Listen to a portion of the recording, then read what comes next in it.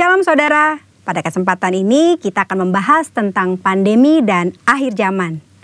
Pandemi COVID-19 sudah mengubah keadaan dunia ini, termasuk mengubah pemahaman orang percaya tentang akhir zaman.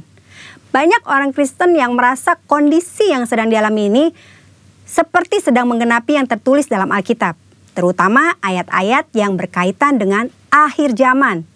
Hal ini diperkuat dengan beredarnya berita-berita spekulatif dan teori-teori konspirasi yang mengatakan bahwa pandemi ini adalah rekayasa sekelompok orang tertentu untuk tujuan jahat.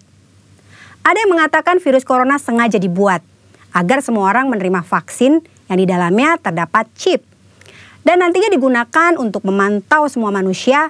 Hal ini kemudian dikaitkan dengan tanda antikristus 666.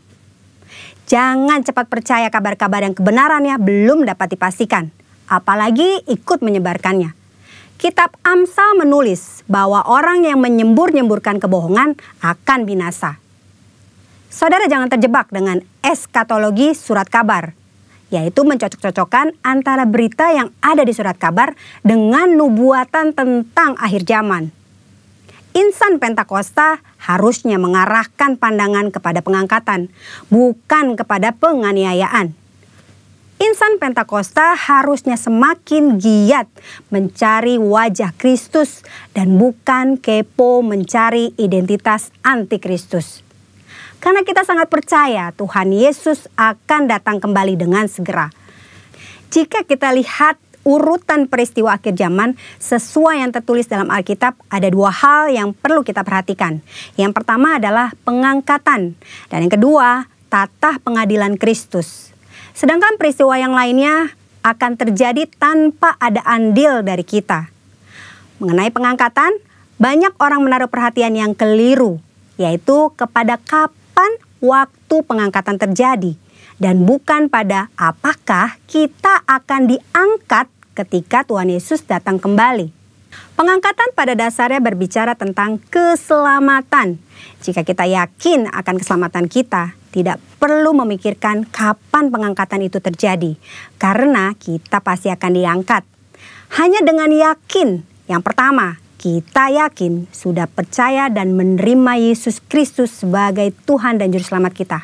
Yang kedua, kita yakin kita mengerjakan keselamatan dengan takut dan gentar akan Tuhan. Yang ketiga, kita yakin kita selalu hidup berjaga-jaga di dalam Tuhan. Kita semua rindu mengalami pengangkatan, namun tidak semua orang percaya akan mengalami pengangkatan dalam kondisi masih hidup. Contohnya untuk orang percaya yang sudah meninggal, mereka juga akan mengalami kebangkitan dan pengangkatan. Oleh karena itu, kita berjaga-jaga setiap saat, bukan karena tanda akhir zaman sudah tiba, karena kita tidak tahu kapan Tuhan memanggil kita. Berikutnya mengenai tata pengadilan Kristus.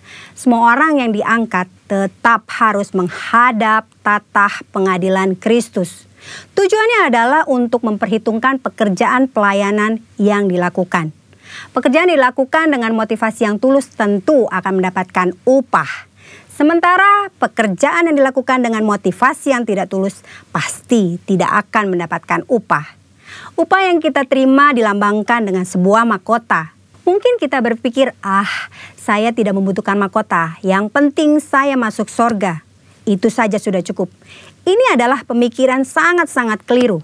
Ada dua alasan kenapa kita harus menerima mahkota.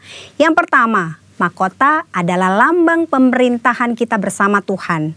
Mereka yang menerima mahkota akan memerintah dalam kerajaan 1000 tahun, bahkan sampai pada kekekalan. Yang kedua, mahkota adalah lambang penyembahan kita kepada Tuhan.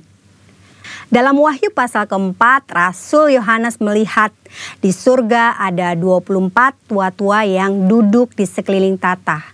Mereka memakai jubah putih dan mahkota emas di kepala mereka.